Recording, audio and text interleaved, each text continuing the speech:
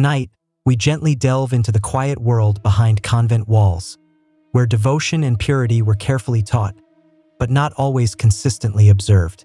Because while the medieval era left us with grand places of worship and sacred writings, it also left behind careful records, detailed accounts, and subtle letters that reveal a less than saintly side of medieval nuns. One that includes hushed affections, hidden pregnancies, clever passages, and even communal gatherings under the gentle guise of spiritual awakening. So, before you settle in, please consider taking a moment to softly acknowledge this video and perhaps join our quiet community, but only if you genuinely enjoy what I create here. And do let me know in the comments where you are listening from and what time it is for you. It is always interesting to observe who is joining us from around the world. Now, dim the lights, perhaps turn on a fan for that soft background hum, and let us ease into tonight's intriguing journey together. When a woman entered a medieval convent, she was expected to quietly leave the world behind, along with her fine garments, adornments, and even her family name.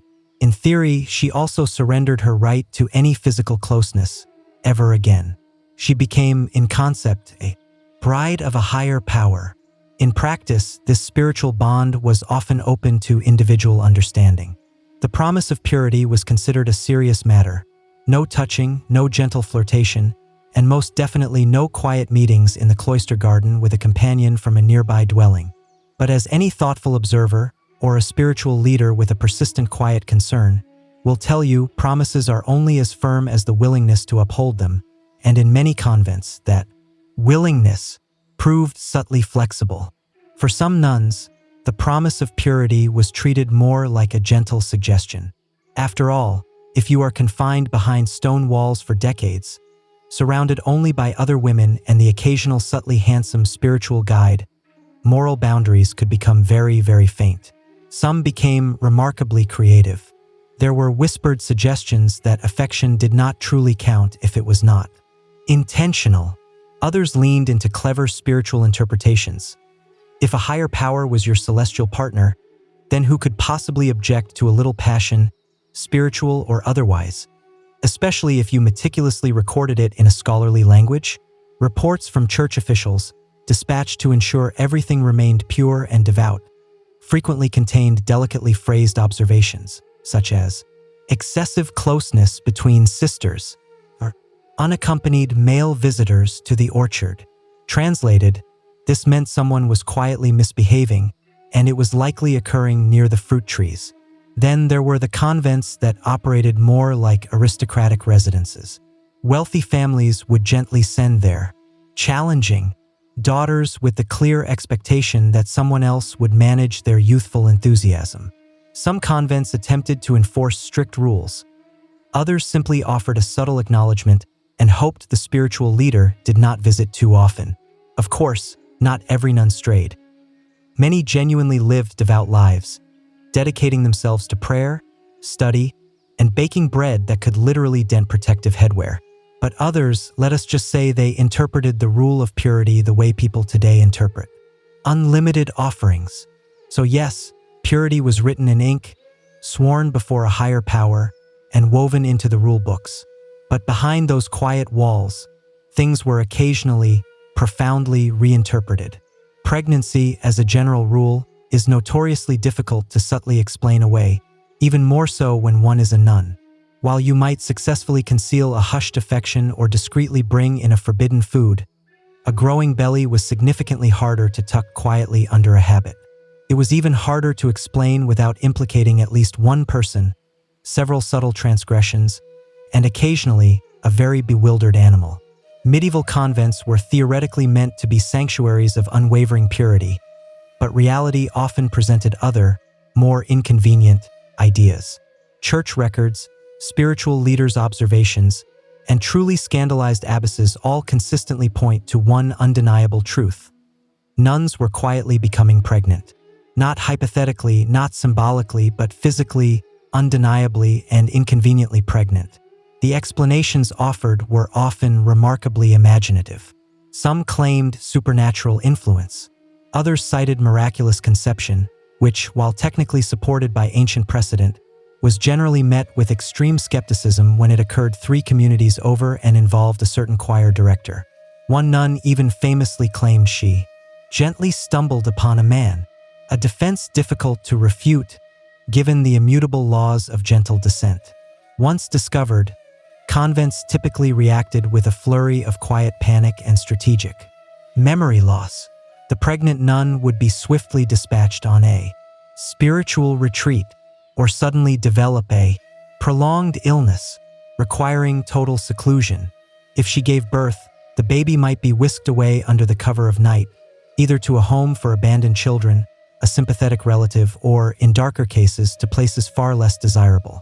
Some infants were quietly laid to rest on convent grounds, with markers that read like vague apologies to a higher power. The father was always the next pressing question, and the answers varied wildly. Spiritual guides, traveling nobles, humble gardeners. In one particularly memorable account, the accused was a wandering musician with a stringed instrument and an inappropriate smile. No further explanation was given or, apparently, needed. Punishment was equally inconsistent. Nuns of humble birth might face exclusion from the community and be sent away in quiet disgrace. Noble-born sisters, on the other hand, often received stern warnings and a convenient period of absence. One particularly bold abbess was discovered with a companion and a child and still somehow managed to retain her position. Clearly, medieval management operated under subtly different rules. Of course, the Church consistently maintained these were isolated incidents, rare, tragic, and deeply regrettable. And yet, the archival paper trail tells a different story. Parchment, it seems, does not lie, especially when it is subtly marked by such events. If there is one thing medieval convents consistently underestimated, it was the enduring power of written records. Affection within the cloister was a delicate operation. Silent, meticulously coded, and often expressed with the kind of flowing language that could be interpreted either as a fervent romantic confession or an intensely spiritual prayer. Nuns may have taken vows of silence, but their writing instruments were far less obedient. Letters became everything when risky face-to-face meetings were impossible and meaningful glances across the chapel proved insufficient. Love found its intricate loophole through ink and wax. Some letters were discreetly slipped through subtle openings in the cloister wall. Others were cunningly tucked into portions of bread or passed via surprisingly helpful new members with remarkably unreadable expressions. The contents ranged from sweetly sentimental to utterly unprintable. One nun wrote to her spiritual companion that she longed to drink of his vessel of devotion. The spiritual leader investigating the case was so profoundly unsettled that he ordered the letter burned. Twice, just to be absolutely certain. These secret romances were not always fleeting, transient affairs either. Some persisted for years. One nun in France maintained a passionate correspondence with a young nobleman for over a decade, outliving 2 abbesses and at least 3 failed attempts to expose her. She was finally discovered after quoting an ancient poet a little too accurately in the convent's choir book. Naturally, the Church, predictably, took a dim view of this literary passion. When letters were discovered, severe punishments followed: excommunication, arduous penance, confinement to solitary prayer, or, in even worse cases, a forced public reading of the incriminating letters before the entire convent, which may have been more humiliating than any divine judgment. As for the companions, if they were men of the cloth, they were typically reassigned to a colder, less romantic post. If they were laymen, well, one was once gently disciplined, fined, and explicitly ordered to never again speak to women of the cloth or otherwise. His reported reply, "Can I still write?" Even more mortifying were the instances where love letters were intercepted and circulated like medieval gossip columns. Imagine spending hours meticulously composing your deepest, holiest affections, only for them to be read aloud by a giggling novice during the midday meal. Still, the ink continued to flow, because when walls were high and eyes were watching, love adapted with metaphor, innuendo, and very determined handwriting. In theory, a convent was conceived as a fortress of purity. In reality, it often operated more like a quiet boarding school with imposing walls and, in some intriguing cases, a surprising number of viable escape routes. Medieval nuns were not merely spiritually restless. Some were remarkably physically inventive. And if you are envisioning dainty women gently tiptoeing through a rose garden gate, you would be mistaken. Some of these audacious escape attempts involved scaling walls with soft coverings, subtly influencing less vigilant guards, quietly moving through constricted underground passages, and in one memorable instance, cleverly dressing as a spiritual brother and calmly walking out the front entrance as if it were just a normal day. The motivations for these escapes varied. Some fled to joyfully reunite with hushed companions. Others simply found the rigid routines of monastic life disagreeable. A few simply wished to return home after realizing that eternal silence meant precisely that even during meals. Perhaps the most legendary of all escapees was Sister Benedetta of Verona. Sent to the convent at the tender age of 14, she made 3 distinct attempts to flee. On her third audacious try, she cunningly disguised herself as a new member from a neighboring abbey, created false travel papers, and managed to escape on a cart filled with vegetables. She reportedly made it halfway to a distant city before being apprehended. Not because of her clever disguise, but because she could not resist trying to subtly flirt with a passing guard. Some escapes were far more dramatic. In one region, a group of nuns staged a collective breakout after their abbess unilaterally prohibited music. They reportedly gently overcame the gatekeeper with a hardened food item and vanished into the dense woods. Church authorities later described them as disoriented and unrepentant, which frankly sounds like the perfect summary for an excellent medieval narrative. When apprehended, escaped nuns were typically gently guided back and subjected to some delightful combination of public shame, prolonged fasting, and confinement to a cool, stone room with nothing but a crucifix and profound disappointment. Repeat offenders, and there were many, might be transferred to even stricter convents where the provisions were less appealing and the walls were considerably higher. But for some, even that was not enough to extinguish the gentle flame of quiet defiance. A few nuns successfully escaped, married their companions, and lived out their days quietly pretending they had never even seen a cloister, let alone resided in one. Because sometimes the simple garment just did not fit, and the window was invitingly open. Every subtle challenge has its notable figure, and in the annals of convent impropriety, Sister Agnes of Würzburg unequivocally deserves her own special commemoration, preferably one that subtly blushes. Agnes was, by all accounts, an intelligent and charming nun with a notable gift for music, prayer, and hosting a warrior in her private space for over a year. Yes, a warrior. A real one, complete with protective coverings, a blade, and probably some subtle, challenging past. His name has been lost to history, which is suspicious in itself, but what we do know is that he was reportedly recovering from wounds sustained in a past event. Where precisely this event took place is unclear. It may have been in a field, a public house, or perhaps the convent courtyard after he gently stumbled trying to subtly enter. According to the spiritual leader's records, the warrior was discovered after a new member reported strange subtle sounds emanating from Agnes's cell. Upon investigation, church officials found the man discreetly hiding behind a tapestry, eating preserved figs, and humming sacred melodies to pass the time. His only defense: Sister Agnes is a healer of both body and soul. Agnes, to her credit, did not deny the situation. In fact, she seemed genuinely subtly annoyed to be interrupted. She stated that she was caring for the wounded and that compassion is a holy virtue, which is true, though rarely invoked to justify cohabitation with a chain-mailed companion. The subtle situation greatly affected the convent, not just because of the illicit interaction, but because of its astonishing duration. A few weeks, even a secret meeting, might have been forgivable. But 12 months, during which the warrior was seen at least twice wearing a borrowed spiritual garment and even helping with garden tasks, that required careful planning and serious commitment. The aftermath was swift and noticeable. Agnes was removed from her position, publicly shamed, and reassigned to a stricter order. The warrior was fined and exiled, though one record dryly notes that he did not seem regretful, which is probably the most medieval way of saying he offered a subtle, knowing smile the entire time. As for Agnes, she later wrote letters vehemently protesting the church's subtle contradictions, quoting scripture and medical texts in her defense. One line particularly stood out: "Had I let him perish, I would be a sinner still." Not all subtle challenges in medieval convents involved discreet warriors or clandestine letters. Some were more audible, expressed through gentle sounds, quiet weeping, and trembling in full public view, all while claiming to be in direct contact with the divine. Enter the mystic nun. In the Middle Ages, certain nuns were renowned for experiencing ecstatic religious visions. These were not your average quiet moments of serene reflection.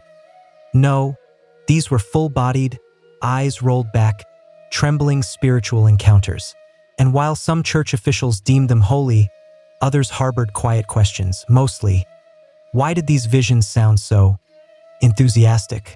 Take Sister Beatrix, a nun from the Low Countries who boldly claimed a higher power came to her nightly, not metaphorically, but physically. Her writings described embraces of divine warmth and spiritual union beyond the veil of flesh. At one point, she declared herself wedded to the Lamb, which might sound innocent until you read the sections where she compared his presence to a fire that spread within and without. Subtle. Then there is Hedwig of Antwerp, a 13th century mystic whose poetry reads like the medieval version of a passionate romance novel. If that novel were set entirely inside a chapel. She wrote of consuming love and being pierced by divine light. Some of her lines were so vivid that later church scholars desperately tried to edit them into more appropriate metaphors.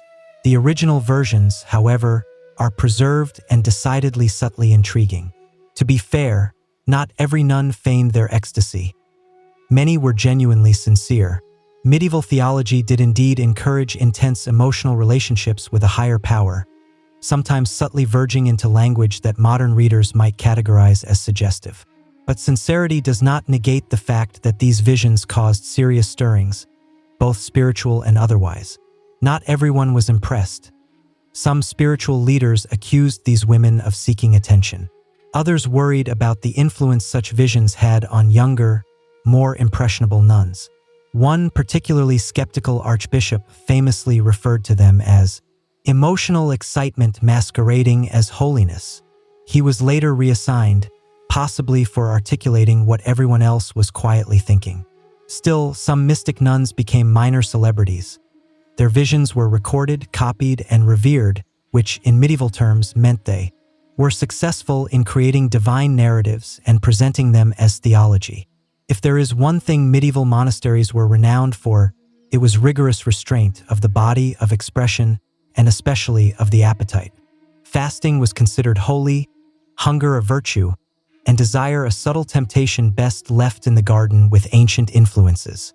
But inside some convents, fasting was more of a daytime suggestion, because when the bells stopped chiming and the abbess retired to her chamber, a different kind of ritual often began, the forbidden feast. Convents were supposed to maintain a strict diet: simple grains, bread, the occasional fish, and a moment of quiet contemplation for dessert. Meat, rich cheeses, sweets, and wine were generally prohibited, especially during periods of solemnity or any of the dozens of other fasting days that comprised roughly half the year. But let us be honest, no one can subsist on boiled cabbage indefinitely without subtly planning something. And plot they did. Some nuns developed covert culinary networks. Friendly merchants would discreetly deliver salted meats for medicinal purposes. Wine was cunningly relabeled as consecrated liquid. Honey cakes were just for visitors who mysteriously never arrived. One surviving convent inventory shockingly included 2 ducks, 1 whole cured meat, a jug of fruit wine, and 3 rounds of cheese. It was all meticulously catalogued under liturgical supplies. You can draw your own subtle conclusions. Midnight feasts became a regular occurrence. Picture this: a candlelit room deep within the convent, filled with softly giggling nuns whispering sacred verses between ravenous bites of gently roasted fowl. One new member reportedly gently burned her hand sneaking warm baked goods from the oven and attempted to claim it was a punishment from the Holy Spirit. No one believed her, but the baked goods were apparently excellent. Sometimes these feasts evolved into social affairs with visiting men, merchants, spiritual guides, or in some cases, men who had no official reason whatsoever to be in a convent after dark. One abbey in a specific region was famously discovered to be hosting unapproved gatherings, which turned out to be regular evening banquets, complete with dancing, games of chance, and what the spiritual leader diplomatically described as inappropriate merriment. Of course, not every nun partook. Many were genuinely devout and subtly dismayed by such indulgence. But others, let us just say, their idea of fasting was simply consuming quickly before discovery. Few things unnerved medieval church authorities more than a nun with a visible subtle swelling, unless, of course, that swelling subtly transformed into a baby, and then tragically into a shallow resting place beneath the convent pantry. One of the most chilling situations emerged from a 14th century French convent where rumors began to subtly circulate of strange sounds coming from the cellar. It was not animals. It was not plumbing issues. It was, as one horrified new member described, something crying that had no right to be there.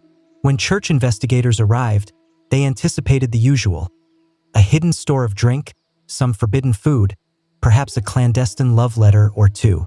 What they found instead was a hastily disturbed patch of earth beneath a barrel of preserved vegetables.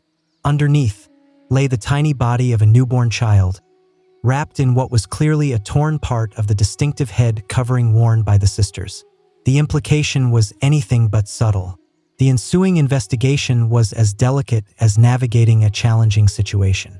The mother was never officially named, though several nuns were conveniently relocated shortly afterward, a common euphemism for "please disappear quietly before this becomes a full-blown trial." The abbess, when questioned, feigned complete ignorance. "I was not informed of any childbirth," she stated while standing next to a suspiciously well-used washing area.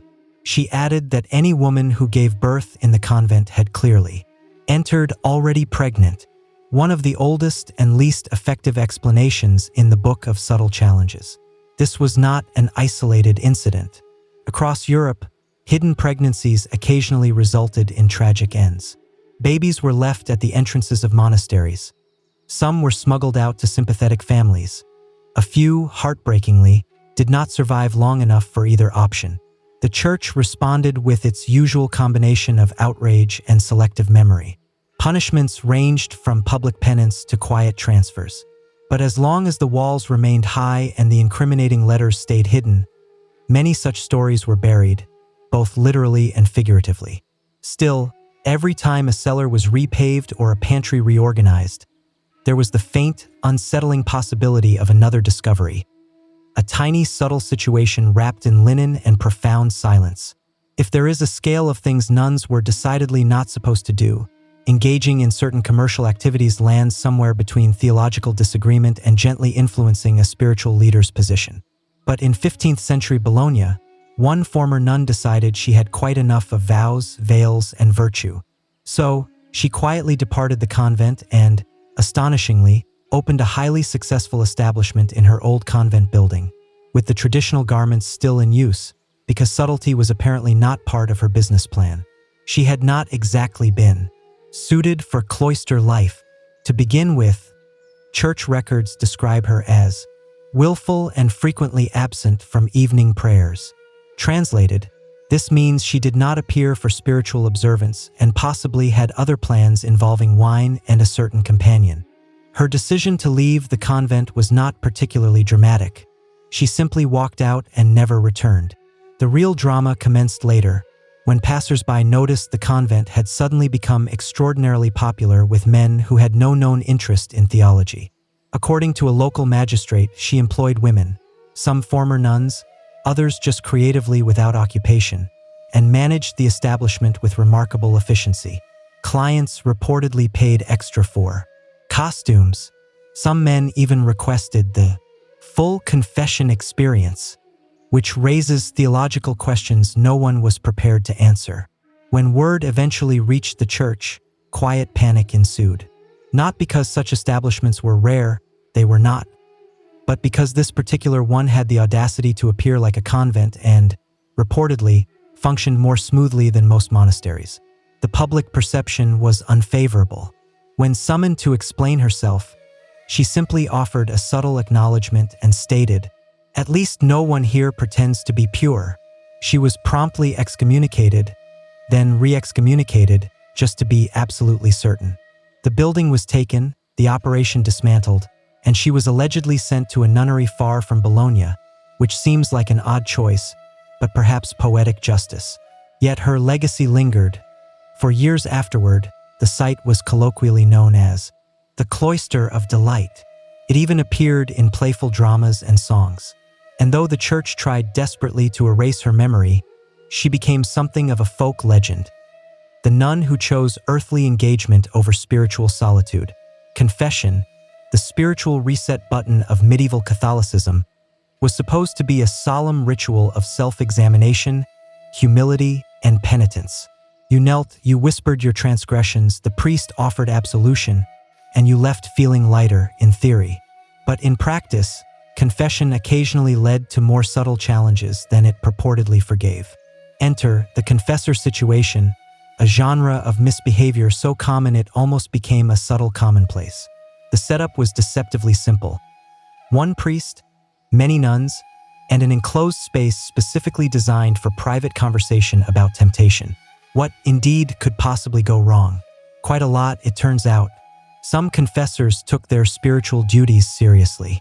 Others interpreted ministering to the soul as an open invitation to gently explore the rest of the nun's emotional terrain, especially if she was young, anxious, or from a wealthy family whose influence might protect them both.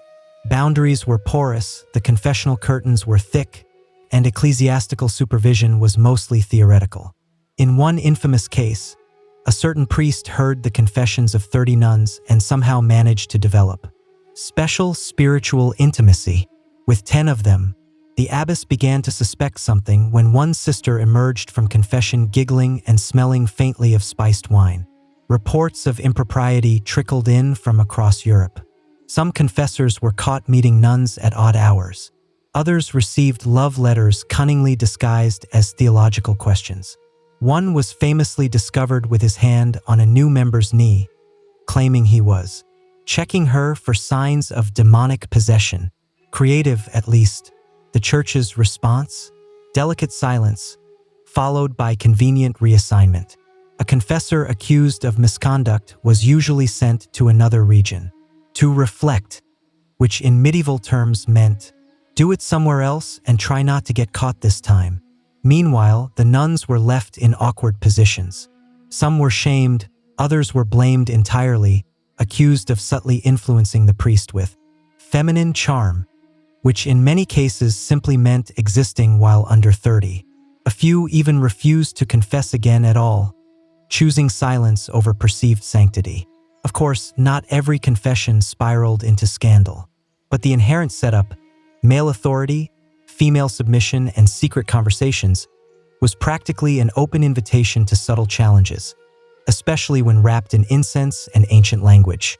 Not all convent mischief involved physical intimacy and desire.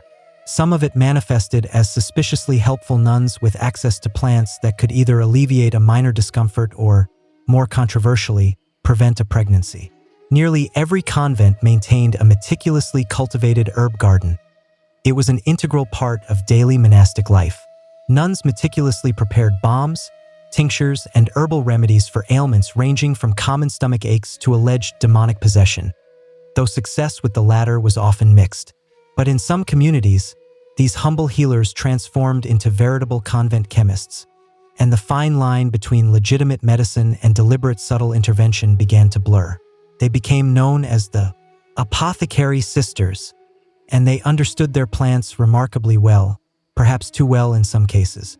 Many were trained in the discreet use of abortive herbs that were subtly employed to restore irregular cycles. Of course, the official explanation was always vaguely phrased. The potion was for a nervous condition or a stubborn humoral imbalance. But everyone implicitly understood what it meant when a nun visited the herbarium after whispering with a flushed face and a shaky voice. Some convents quietly gained a reputation as safe havens for women with delicate problems. A noblewoman with an inconvenient pregnancy might suddenly decide to pursue a spiritual retreat and emerge 2 months later looking oddly slimmer and far more devout. A certain sister was particularly famous, described in records as an herbalist of great discretion. According to one very nervous male witness, her concoctions could calm a restless body, silence an inconvenient cough, or undo what the flesh hath done. One had to admire the poetic phrasing. Of course, the church did not officially approve, but as long as things remained quiet and the patients left looking grateful rather than pregnant, few bishops asked questions. It was easier to assume the sisters were simply very good at preparing herbal teas. That said, there were darker rumors. Stories of potions subtly slipped into wine or affection spells crafted with hair and bone. Most were likely exaggerated, but some convents did face inquiries for harboring witch-like tendencies, which in 15th century Europe was not the sort of review you wanted from your local inquisitor. For most medieval nuns, public exposure was a profound spiritual hazard. But for some, it became a legal necessity, especially when their private transgressions blossomed into public litigation. Across Europe, convents occasionally found themselves drawn into secular courts. The causes varied: inheritance disputes, dowry claims, property feuds, and, more awkwardly, cases involving illicit affairs, hidden pregnancies, and behavior that was demonstrably not befitting a bride of Christ. That last phrase appeared frequently. It was medieval legal code for someone has been quietly engaged in something unusual. One particularly spectacular case emerged from Florence, where a nun sued a priest for breach of promise. She alleged that he had subtly influenced her in the confessional, promised to leave the priesthood, and then, tragically, did not. She provided compelling evidence: letters, witnesses, and a very pointed poem. The court was so flustered that it delayed judgment for 3 years, desperately hoping everyone involved would either pass away or take permanent vows of silence. Another case in Cologne saw an abbess accused of misusing convent funds to purchase luxury linens, spiced wine, and gifts for visitors. The visitors, it turned out, were male, under 30, and unusually well-groomed for pilgrims. The trial records read like an expense report for a high-end inn. The abbess claimed the items were for spiritual hospitality. The court disagreed. Sometimes the church tried to keep matters internal. Canon law was supposedly sufficient to handle naughty nuns. But when subtle challenges spilled over into civil territory, like theft, child abandonment, or contractual fraud, secular judges had to intervene. And they were often unprepared for veiled women quoting scripture while denying everything with holy indignation. One nun in Burgundy was charged with attacking another nun over a man. During questioning, she claimed she had been possessed by jealousy and possibly by a challenging entity, a 2-for-1 defense that remarkably secured her reduced penance and a convenient relocation. These courtroom dramas were usually suppressed as quickly as possible. The church did not enjoy broadcasting its internal soap operas, but word always got out. Local public houses would buzz with phrases like, "Did you hear about the nun with the wine bill?" Or, "She brought her dowry and her companion to court." In a world where few could read and fewer could verify information, relics were the medieval equivalent of verified badges, and some convents collected them with all the restraint of a modern teenager at a sale. Holy bones, scraps of cloth, drops of saintly fluid. These items drew pilgrims, donations, and significant prestige. For many nuns, relics were sacred connections to heaven. For others, they were more like revenue streams. Take Abbess Euphemia, who boldly claimed her convent housed a piece of a sacred figure's hairbrush. Not a splinter of a revered cross, not a veil fragment, but a grooming tool from a highly regarded woman in scripture. Euphemia described it as heaven-scented and encouraged visiting pilgrims to kneel before it and leave coins. The spiritual leader, upon inspection, discovered it was almost certainly a comb from a local merchant and smelled faintly of rosemary and a certain animal. Then there is the convent that proudly displayed the fingernail of a saint, patron saint of dental discomfort. When scholars later examined it, they found it was, in fact, a sliver of animal horn. The abbess insisted the miracle came not from the relic itself, but from faith in its idea, a bold theological pivot, to say the least. Some nuns became quite creative. One claimed to possess a handkerchief, used by a sacred figure, still damp with tears. Centuries later, another swore she owned a thorn from a significant crown, despite living in a convent located hundreds of miles from any known trade route. When asked how she acquired it, she simply smiled and said, "The divine provides." To be fair, not all these relics were outright fabrications. Some were genuinely ancient, mysterious, and possibly holy. But the sheer volume of relics claimed by convents, including multiple skulls of a specific saint and several navels of another sacred figure, strongly suggests that enthusiasm occasionally outpaced accuracy. Still, relics worked. Pilgrims came, coins gently clinked, and convents that could not attract visitors with sermons found that bones, real or not, were excellent marketing. Behind the convent walls, it was not all prayers and fervent repentance. Some nuns were effectively running sophisticated subtle influence networks, conducting correspondence, meticulously managing vast tracts of land, and cunningly outmaneuvering spiritual leaders, all while pretending to care deeply about decorative needlework. These were not your average sisters. They were abbesses, often from noble families, and they understood something crucial about medieval life. Influence was not sinful if you cleverly rebranded it as stewardship. Take Abbess Matilda, who effectively managed her abbey like a small domain. She negotiated complex land deals, hosted royal guests, and once publicly corrected a visiting noble's Latin. She was revered as both devout and subtly formidable, a powerful combination that allowed her to accomplish significant feats while technically never leaving the cloister. Many convents controlled vast estates. The church may have quietly disapproved of women openly wielding authority, but it had no problem accepting their substantial taxes. That left abbesses and senior nuns in charge of intricate finances, extensive agriculture, and persistent disputes with tenant farmers. And like any astute landowner, they sometimes gently influenced local officials, subtly altered a deed or two, and encouraged favorable contributions through well-timed blessings. One convent in Normandy famously negotiated its own agreement with a rival monastery after a dispute over fishing rights escalated into a full-blown holy territorial conflict. The abbess at the time, Sister Julianne, penned a peace letter described by scholars as unusually sharp for a woman sworn to humility. Translation: she absolutely subtly critiqued the abbot in flawless Latin. Then there was the subtle political matchmaking. Noble families frequently installed their daughters in convents, not always out of sincere piety, but for strategic placement. A nun from the right lineage could serve as a de facto family agent, passing along sensitive information, quietly lobbying, or even strategically delaying papal decisions with conveniently lost letters. Some convents secretly harbored observers. Some employed legal counsel. One German abbey reportedly employed a scribe who also happened to be skilled in armed combat, which strongly suggests their document review process was particularly intense. Of course, the church noticed and occasionally attempted to subtly intervene, but as long as the sisters remained outwardly devout, there was little the hierarchy could effectively do. You cannot remove someone from office for being too competent, even if they are clearly managing the place like a subtly influential organization.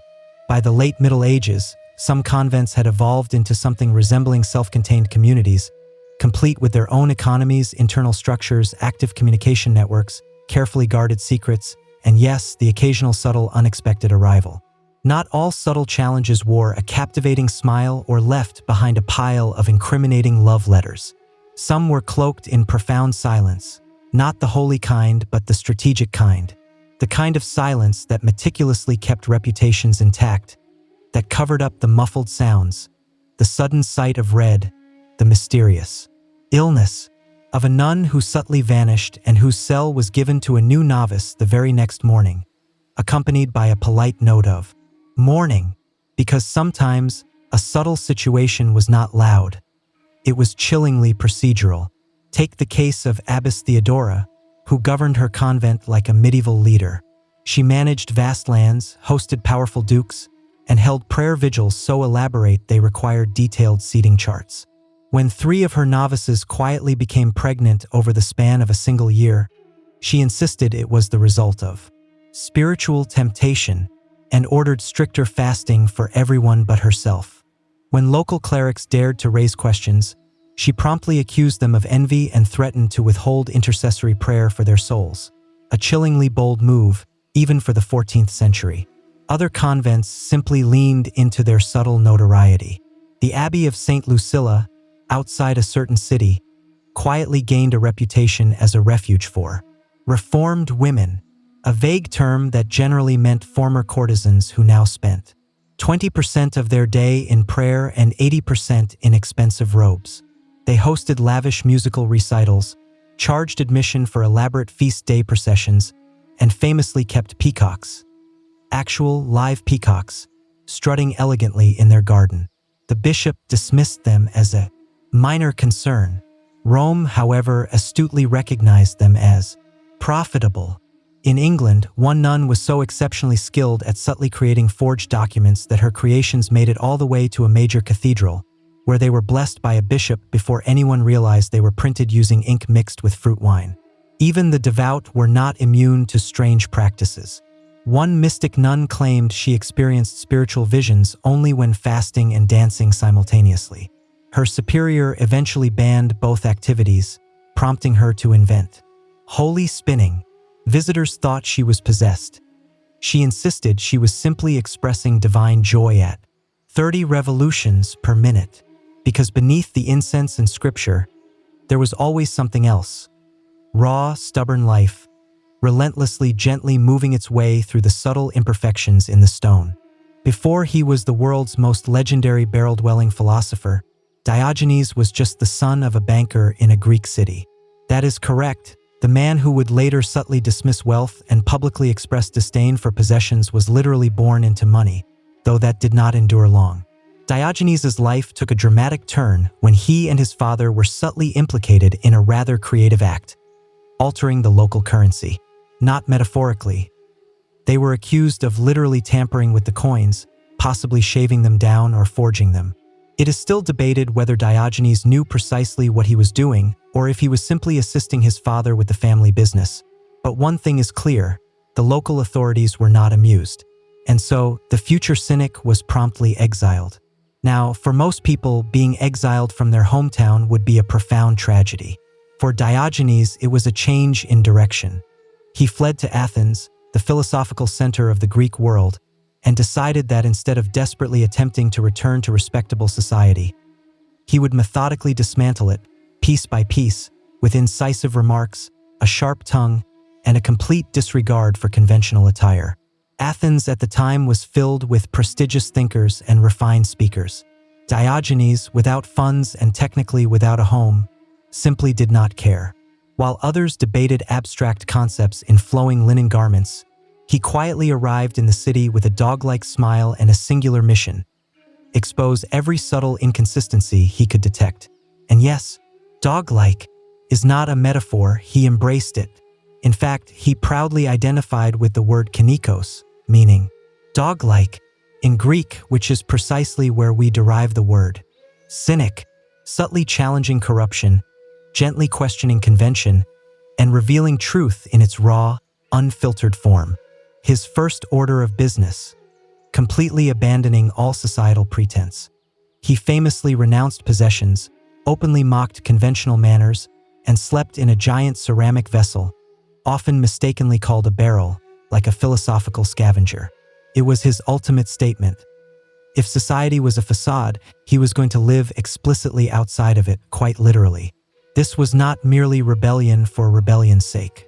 Diogenes genuinely believed that true virtue originated from living in accordance with nature, and nature, he argued, did not require wealth, a grand reputation, or sprawling, elaborate dwellings. It simply demanded honesty and perhaps a sturdy vessel. If Athens was considered the heart of philosophical prestige, then a certain renowned philosopher was its undisputed golden child. Polished, revered, and, to Diogenes' taste, entirely too serious. While this philosopher was meticulously categorizing virtues and defining abstract ideals, Diogenes was, well, metaphorically and literally subtly challenging them. One of the most famous anecdotes involves the philosopher attempting to define a human being as a featherless biped. He believed it was a clever, concise summary of our species. Diogenes, always ready to subtly use mockery, promptly plucked a chicken and brought it into the academy, loudly declaring, "Behold, the philosopher's human." The jest landed with such force that the philosopher was compelled to revise his definition by adding, "with broad, flat nails," a subtle point for the man in the vessel. But Diogenes was not just seeking attention. He genuinely believed that philosophers had become too consumed by abstract ideas, forgetting the crucial importance of living with genuine integrity. To Diogenes, virtue was not something to be endlessly debated. It was something to be lived. And if that meant gently challenging the intellectual elite while consuming raw onions and appearing without a home, then so be it. He made a habit of subtly disrupting lectures, often walking through the crowds with a light source in broad daylight, muttering that he was looking for an honest man. The crowd offered nervous chuckles because deep down, they knew he was correct. Athens, for all its democratic ideals and magnificent marble buildings, had become a place of polite untruths and performative philosophical discourse. Diogenes gently disrupted it with blunt, disarming honesty. A philosopher reportedly called Diogenes Socrates gone mad, and that was not entirely inaccurate. Like Socrates, Diogenes posed uncomfortable questions and resolutely refused to conform to societal rules. But unlike Socrates, Diogenes did not seek a dialogue. He craved a spectacle, and he was more than content to play the role of the jester if it meant powerfully revealing subtle inconsistencies. He made the simple life appear outrageously unconventional. He sought assistance without shame, consumed whatever remnants he could find, and relieved himself wherever he pleased, often to the profound, quiet discomfort of onlookers. But each action, however unrefined, was a deliberate philosophical statement. Why should he feel shame for natural bodily functions when others felt no shame for dishonesty, deceit, and accumulating immense wealth? Where the other philosopher meticulously constructed ideal worlds, Diogenes furiously disrupted the illusions of this one. And if you had quietly inquired of him, that made him the true philosopher, even if he did carry a subtle aroma of old olives and existential contemplation.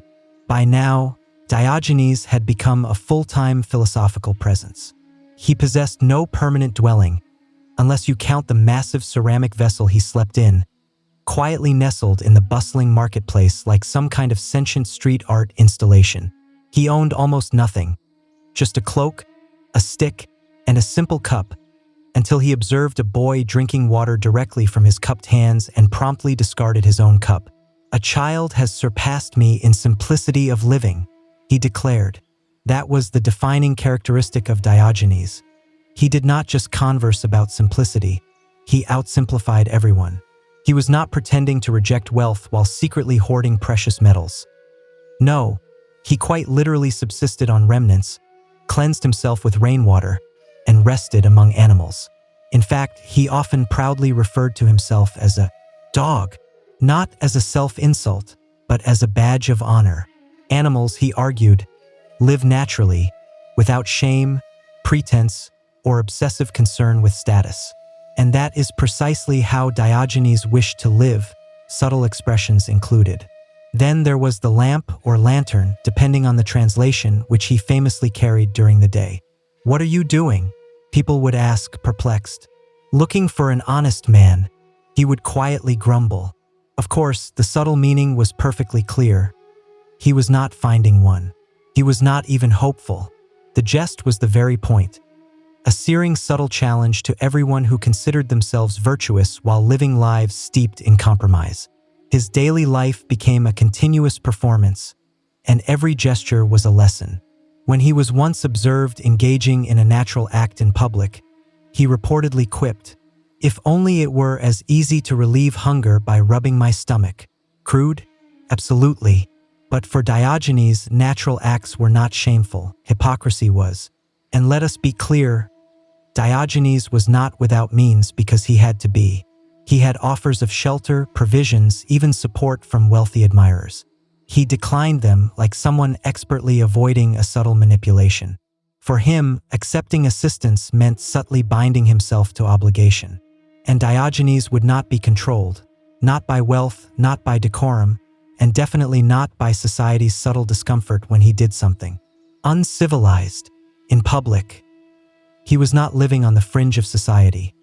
He had deliberately planted himself there like a subtle challenge, sharp, profoundly uncomfortable, and utterly impossible to disregard. If everyone else was occupied with their appearances, Diogenes was proudly displaying his natural state. And in a world utterly consumed by roles and rituals, that was the most radical act of all. One of the most iconic encounters in ancient philosophy, and quite possibly in all of history, occurred between the most unkempt man in Athens and the most influential man on earth. Enter Alexander the Great, a young conqueror with the self-assurance of a deity and the military might to back it up. After hearing numerous stories about Diogenes, Alexander became intrigued. Here was a man who possessed nothing, desired nothing, feared nothing, and yet commanded widespread attention across the Greek world. Naturally, Alexander felt compelled to meet him. He found Diogenes gently reclining in his vessel, sunbathing like a stray animal that just happened to be fluent in moral philosophy. The king approached and famously asked the question, "Is there anything I can do for you?" And Diogenes, without even bothering to sit up, replied, "Yes, stand out of my sunlight, you modest drop." Alexander's companions were horrified. This man had just dismissed the ruler of most of the known world like an annoying street vendor. But Alexander, remarkably, was impressed. According to legend, he turned to his men and declared, "If I were not Alexander, I would wish to be Diogenes." It is the kind of statement history professors love to quote and online discussions love to subtly misattribute, but regardless of its exact historical accuracy, the moment perfectly captures the essence of Diogenes. In a world utterly obsessed with power, he was untouchable because he wanted absolutely nothing. He had no grand dwelling, no army, no great reputation to protect. You cannot subtly influence a man who sleeps in a vessel. You cannot subtly pressure a man who openly seeks sustenance. And you definitely cannot impress a man who finds luxury amusing. What Diogenes taught Alexander and the wider world was that true power emanates from needing nothing and fearing no one. That was Diogenes's ultimate rebellion. Not raising his voice in the streets, not subtly challenging social customs, but stripping life down to its barest essentials and daring anyone to call him impoverished. In a single, incisive sentence, he reduced one of history's greatest conquerors to merely a shadow gently blocking the sun. And unlike most philosophers, Diogenes did not just advocate this radical freedom. He lived it so completely that even emperors felt subtly diminished in his presence. Now, imagine trying to subtly impress your companions after that. Good luck. By now, Diogenes was not merely a local eccentric. He was the very embodiment of a new, radical way of thinking, cynicism. And not the diluted version we casually use today when someone is simply expressing quiet dissatisfaction about current events. No, the original cynicism was raw, untamed, and, quite possibly, carried small creatures. Diogenes fundamentally believed that society had become flawed because it was built on a foundation of untruths. Untruths about happiness, untruths about virtue, untruths about success. People, he observed, spent their entire lives pursuing fleeting wealth, desperately climbing social ladders, and filling their minds with abstract, meaningless concepts. Diogenes observed all that and declared, "No thanks, I would rather sleep in a pot and consume remnants." At its core, cynicism was about living in profound harmony with nature. That meant shedding all artificial needs, luxury, renown, political aspiration, and returning to a life of utter simplicity and complete self-reliance. If nature did not spontaneously offer a golden vessel, then perhaps you did not truly need one.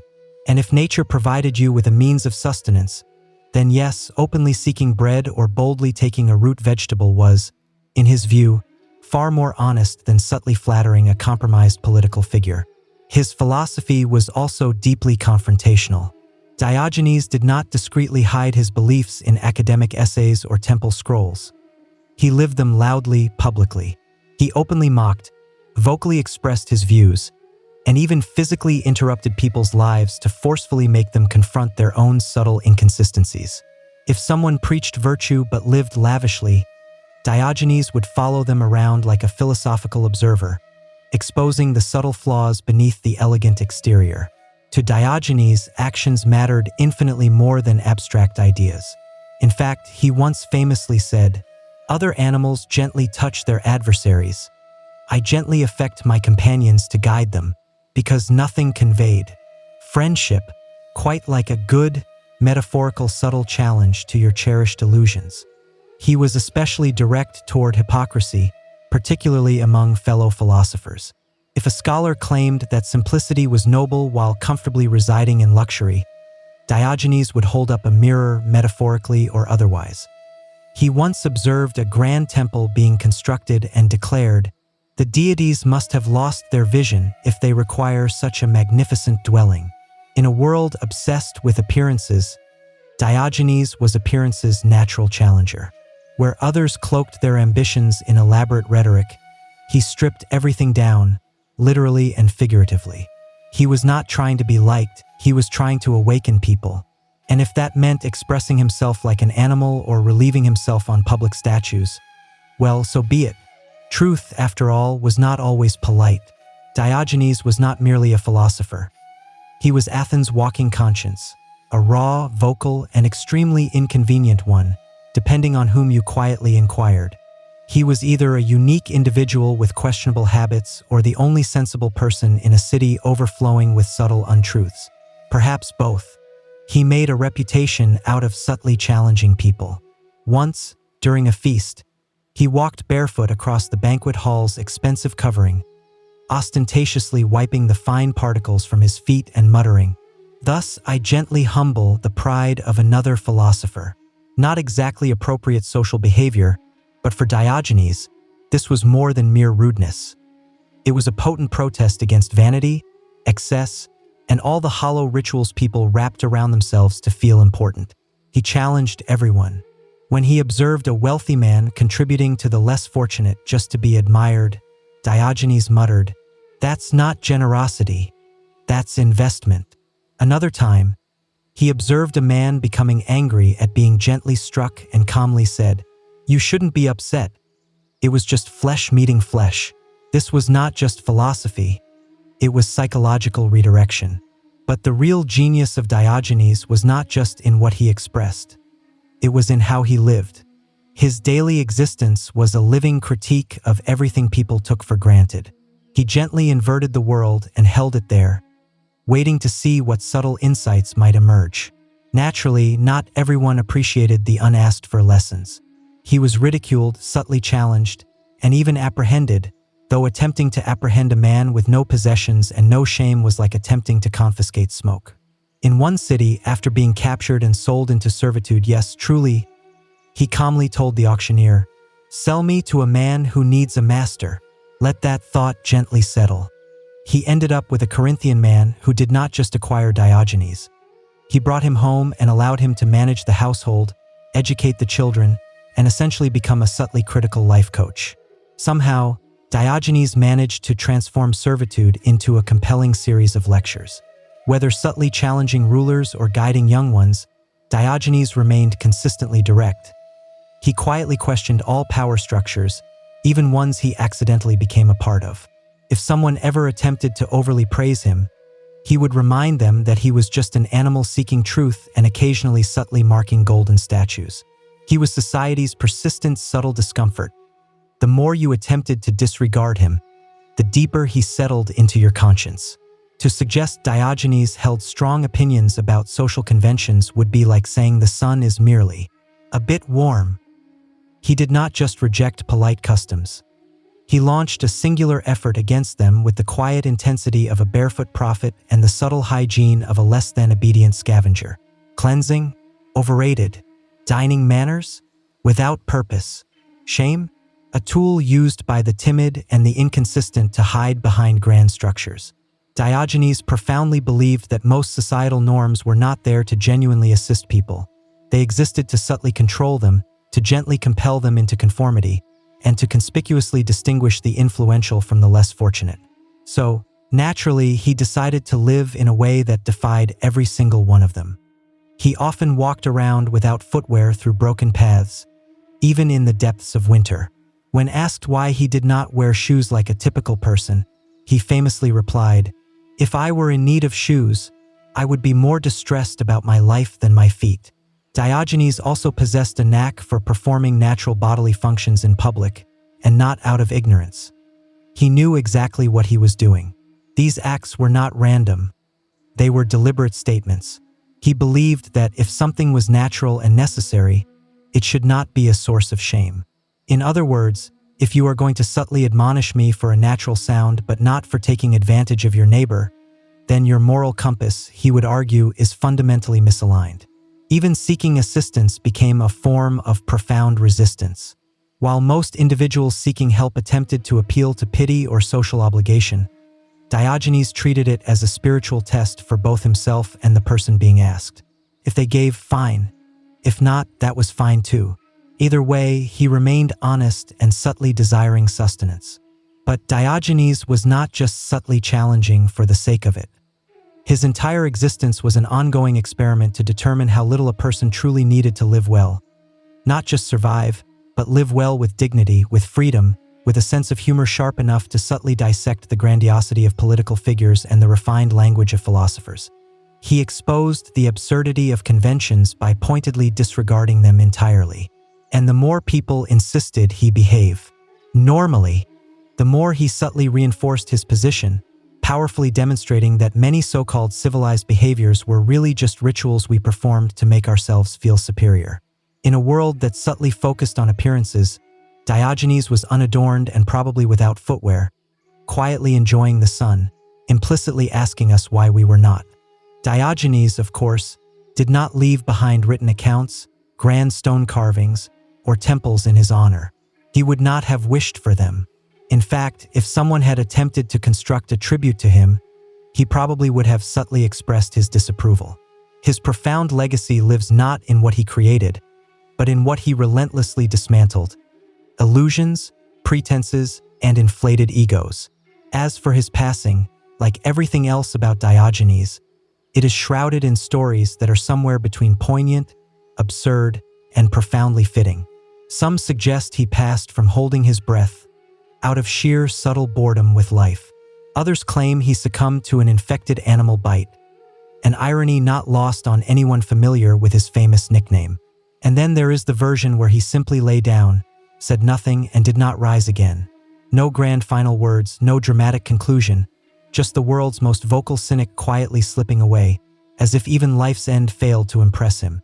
When asked how he wished to be laid to rest, Diogenes reportedly replied, "Place me outside the city wall and let the animals have me." Subtly shocked, someone inquired if he was concerned about animals disturbing his form. Diogenes coolly answered, "Not if you give me a stick to gently guide them away." "But you will not be able to use it," the man pointed out. "Then why should I care what happens to me when I am no longer living?" Diogenes retorted. Diogenes, 1. Mortality 0. In the centuries after his passing, Diogenes' radical teachings did not disappear. They spread like a gentle flame among those who were weary of subtle inconsistencies. His unique approach to observation inspired an entire school of thought, profoundly influencing later philosophers who borrowed his core idea of self-sufficiency and virtue untainted by wealth or renown. Even today, in an age subtly focused on presentations, social connections, and fleeting prosperity, Diogenes still feels oddly relevant. He serves as a powerful reminder that true freedom is not found in accumulating more. It is discovered in needing less. That dignity does not come from prestigious titles, but from living in absolute alignment with your values, even if those values include expressing oneself to grand structures and residing in a large container. He may have passed away without possessions, without a home, and without footwear, but Diogenes left behind something far more durable than precious metals. The subtle, uncomfortable truth the kind that gently embeds itself in your mind like a sliver and dares you to quietly reflect on yourself, or at the very least, question why you are not carrying a light source. You might assume a man who expressed himself to citizens, slept in a vessel, and publicly challenged a prominent philosopher would be relegated to a forgotten footnote in history. And yet, Diogenes has become a powerful symbol, not of madness, but of radical honesty in a world often built on subtle illusion. The fact that we still discuss him over 2,000 years later says something profound. It says that deep down, people are still quietly seeking truth, even if it carries the subtle aroma of root vegetables and resides in a container. Diogenes matters today because his life was a fundamental provocation. He dared to ask, what happens when you stop participating in the subtle game? What if you stop relentlessly pursuing wealth, fleeting renown, even basic comfort, and simply live with only what you truly need? Strip away all the performance, the polite untruths, the carefully crafted identities. What remains? According to Diogenes, what remains is real freedom. In a society built on appearance, whether ancient or modern, his rejection of appearances resonates more strongly than ever. He did not just question authority or wealth, he questioned the very need for them. That is why so many thinkers, from ancient philosophers to modern artists, have drawn inspiration from him. He is the original minimalist, the spiritual ancestor of every "I chose a simpler life" narrative you encounter online. Even Diogenes' subtle directness has a purpose. He used gentle shock not to merely offend, but to expose. He wanted people to feel the discomfort, because that is precisely where genuine reflection begins. If you are more subtly disturbed by someone engaging in natural acts in public than you are by pervasive inconsistencies in governance or rampant desire in spiritual practices, then Diogenes would argue your priorities are fundamentally inverted. And while his methods were undeniably unconventional, the core message is timeless. Virtue is not something one acquires, markets, or publicly displays. It is how you live when no one is observing, or, in Diogenes' case, when literally everyone is observing and you simply do not care. He reminds us that wisdom does not always wear flowing garments. Sometimes it quietly expresses itself from a vessel, offers a subtle chuckle in your direction, and stubbornly refuses to move out of your sunlight. In a world overflowing with sounds, pervasive marketing, and sheer subtle nonsense, Diogenes invites us to be something refreshingly different. Honest, unfiltered, and just a little bit like a loyal companion. And maybe, just maybe, that is what makes him the wisest, unique individual who ever lived. By the early 1870s, the northern plains were subtly simmering with palpable tension.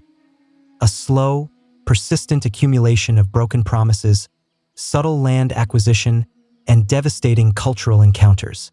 At the very heart of it was a specific region, profoundly sacred to a Native American tribe, who reverently called it Paha Sapa. The U.S. government had formally recognized this territory as belonging to the tribe in a treaty from 1868. On paper, the land was theirs, forever. But forever, in this poignant case, lasted only about 6 years. Everything irrevocably shifted in 1874 when a precious metal was subtly discovered in the sacred region by an expedition led by a specific military figure. Word quickly spread, and like subtle attraction, thousands of prospectors gently poured into the region, openly violating the treaty and subtly affecting sacred ground. The government, rather than upholding its own solemn agreement, instead attempted to quietly acquire the land from the tribe. They steadfastly refused. This was not merely about precious metal. It was about their very continuation, their inherent autonomy, and the relentless erosion of their traditional way of life. To the governing body in Washington, the tribe and their allies were now deemed hostiles. They were not negotiating, they were actively resisting. The U.S. Army was explicitly ordered to bring all Native groups onto designated lands by January 31, 1876. Any group that failed to comply would be treated as adversaries. Many did not even receive the message, dispersed as they were across vast winter hunting grounds. Others simply refused. They had no intention of abandoning their freedom for a life of dependence and confinement.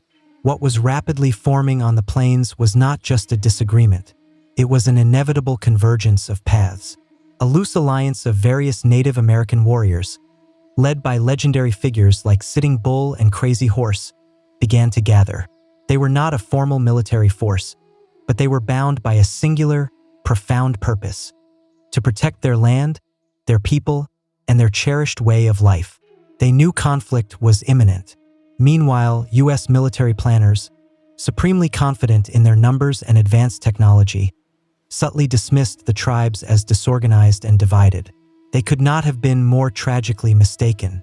The Plains warriors were highly mobile, intimately familiar with the terrain, and fiercely motivated by the deepest of causes. The subtle tension was rising, the moment was approaching, and soon, the clash that would become a famous battle was gently moving toward its place in history. A specific military figure was not your typical officer. By 1876, he was a well-known name, a flamboyant, subtly divisive Civil War hero with a reputation for audacious boldness, less than cautious decision-making, and a subtle addiction to personal renown. With his flowing light-colored hair, striking uniforms, and insatiable desire for public attention, he seemed more suited to a theatrical stage than a grim battlefield. And yet, his daring had earned him both grudging respect and subtle resentment. After the Civil War, he had been assigned to the western frontier as a lieutenant colonel in a specific cavalry unit. His task: enforce federal Native American policy, which increasingly meant gently compelling Native tribes onto reservations, peacefully if possible, forcefully if necessary. By 1876, he was eager for engagement. His political aspirations were subtly simmering, and a decisive military triumph could fully restore his tarnished reputation after a very public disagreement with the current administration. He was not just pursuing Native Americans. He was relentlessly chasing personal prominence. As tensions escalated with a particular tribe and their allies, he was ordered to join a three-pronged campaign designed to locate and subdue the so-called hostiles. The plan was to encircle the native encampments and force them into submission. His column would approach from one direction, while other forces came from other directions. But from the very beginning, the plan suffered from a dangerous mix of overconfidence and abysmal coordination. The terrain was rugged, the distances vast, and the intelligence subtly unreliable at best. Most U.S. officers, including him, genuinely believed they were facing a small, scattered group of warriors. They had absolutely no idea that thousands of Native Americans had come together for a massive summer gathering near a specific river, the largest native force ever assembled on the plains. He, as usual, desperately wished to strike quickly and claim all the glory for himself. He declined crucial reinforcements, refused to bring specific heavy weapons that would slow him down, and brazenly ignored orders to wait. Instead, he pushed ahead with his 600 men, recklessly splitting his forces into 3 units for a surprise attack. It was audacious, it was incredibly risky, and it was based on disastrously false assumptions. Because what lay ahead was not a broken village of stragglers. It was a unified, battle-hardened force, ready to fiercely defend its very way of life. And he, with his signature flair, was about to ride straight into legend and utter disaster. While the U.S. Army operated on faulty maps and even faultier assumptions, something extraordinary was rapidly unfolding along the banks of a specific river. Thousands of Native American individuals had gathered, not initially for conflict, but for a traditional summer encampment. It was a time to rest, to hunt, to hold sacred ceremonies, and to simply be together as families and allies. But the grim political reality of 1876 cast a long, ominous shadow over the gathering. The native leaders knew what was coming.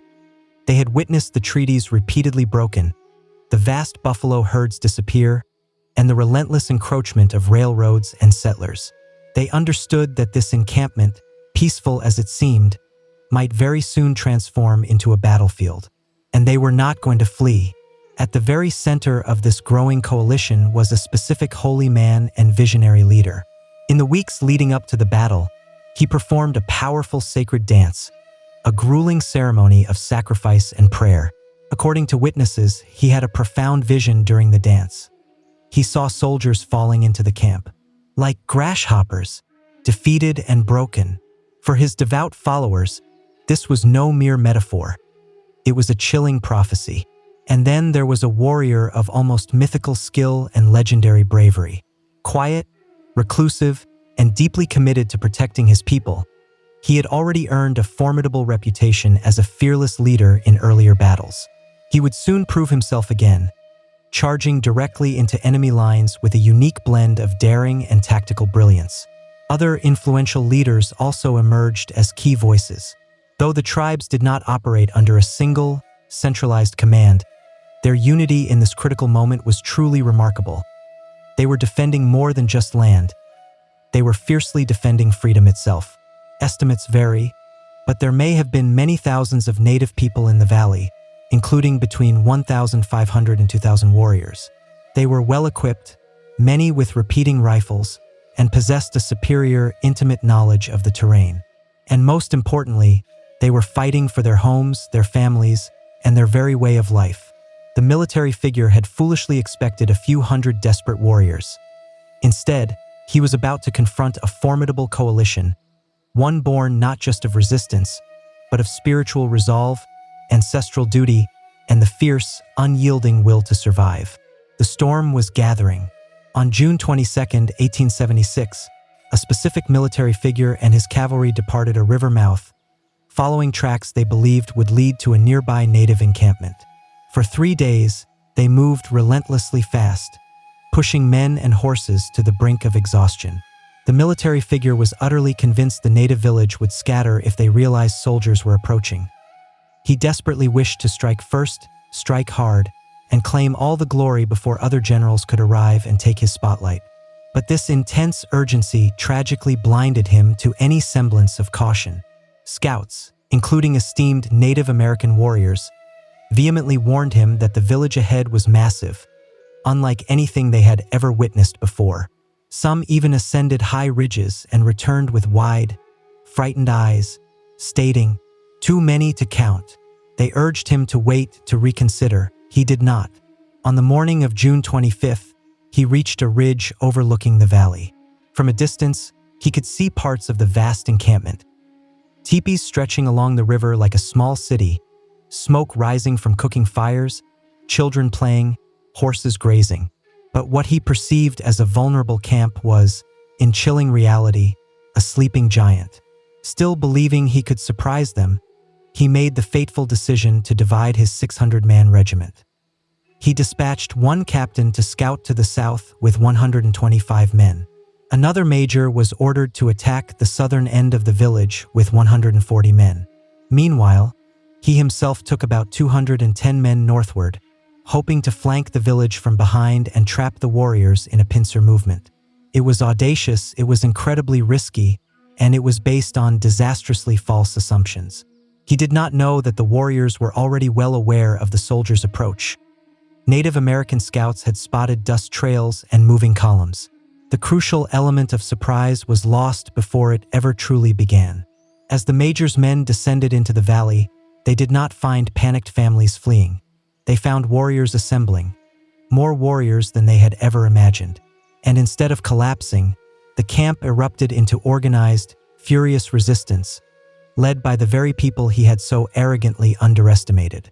At that precise moment, the myth of invincibility surrounding the U.S. Army began to crack. The cavalry was marching into a storm it could not possibly outrun, and he was leading the charge directly into its devastating heart. At around 3 p.m. on June 25, 1876, Major Marcus Reno and his men charged the southern end of the native encampment. What they expected was chaos. Women and children fleeing, warriors scrambling. What they encountered instead was an organized, furious resistance. Within minutes, the charge unraveled. Reno's men dismounted in the timber along the river and opened fire, but the sheer volume of returning fire shocked them. The warriors were not only numerous, they were aggressive, fast, and remarkably coordinated. Native American fighters surged across the open ground with terrifying speed, many on horseback, firing with deadly accuracy. Some carried advanced repeating rifles, which were more effective than the single-shot carbines the cavalry used. Reno panicked. Instead of holding his position, he gave a chaotic order to mount and retreat across the river. In the desperate scramble, many soldiers were shot down. Some drowned. The retreat quickly devolved into a rout. Bloodied and utterly disorganized, Reno's men staggered up a bluff on the east side of the river, desperately trying to form a defensive position. Just then, Captain Frederick Benteen arrived from the south with reinforcements.